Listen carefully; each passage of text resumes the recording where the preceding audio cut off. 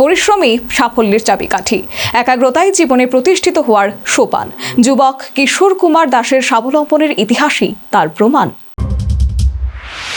শুধুমাত্র চাকুরি মুখাপেক্ষী না হয়েও স্বাবলম্বী হওয়া সম্ভব, এই বাস্তব চিত্র ক্যামেরায় ধরা পড়েছে গোমতী জেলার মাতাবাড়ি বিধানসভা কেন্দ্রের মহারানী এলাকায়। সংশ্লিষ্ট এলাকার বাসিন্দা কিশোর কুমার দাস কলেজের গণ্ডি পার হওয়ার পর ভাবছিল কি করে নিজেকে প্রতিষ্ঠা করা যায়, আর সেই সময় তার মাথায় এলো তার বাড়িতে পড়ে থাকা টিলা জমির কথা।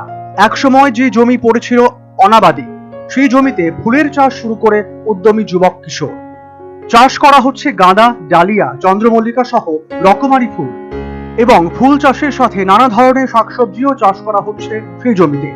কৃষি দপ্তরের সহযোগিতা এবং আধুনিক পদ্ধতি অনুসরণ করে বর্তমানে কিশোর ফুল ও সবজি চাষে ব্যাপক সাফল্য পেয়েছে। সংবাদ মাধ্যমের সাথে সাক্ষাৎকারে উদ্যমী যুবক কিশোর জানিয়েছে, প্রতি মাসে এখন তার গড়ে 30 থেকে 40 হাজার টাকার বেশি আয় হচ্ছে ফুল ও সবজি চাষ করে। মানে অনেকদিন যাবতীয় ফুল করতাম, ফুল করার পরে হর্টিকালচার অফিস থেকে স্যার তারা আমার অনেক সাহায্য করছে। তারপর থেকে আমি প্রায় মান্থলি আমার ফুল করে মোটামুটি 30-40 হাজার টাকা আমার ইনকাম আছে। কোনো মাসে আমার 60-70 হাজার বা 1 লাখও হয়। প্লাস আবার অনেক সময় কিন্তু আমার এখন নিজে আর যে চাকরি করার এরকম কোনো মনোভাব নেই, কারণ এটা দিয়েই আমার সংসার মোটামুটি ভালোই চলছে। তার জন্য আমি আরো বলবো যে মানুষকে বলবো যে এটা সম্বন্ধে যে আরো লোক যাতে এটা ফুলটা সম্বন্ধে।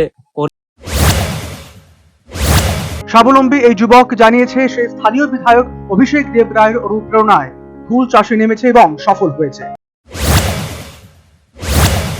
দাদা যে আমাদের অভিষেক দা কইছি আমাকে কইছিল যে ফুল চাষ করলে ফুল চাষে নাকি খুব লাভবান, কিন্তু হ্যাঁ তাইনের কথা মতন তাইনের কথাই আমি করলাম।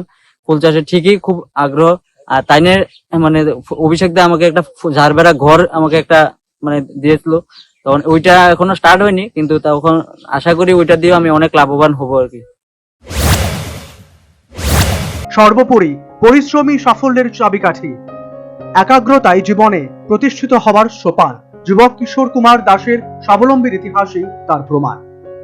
Bureau report, news vanguard.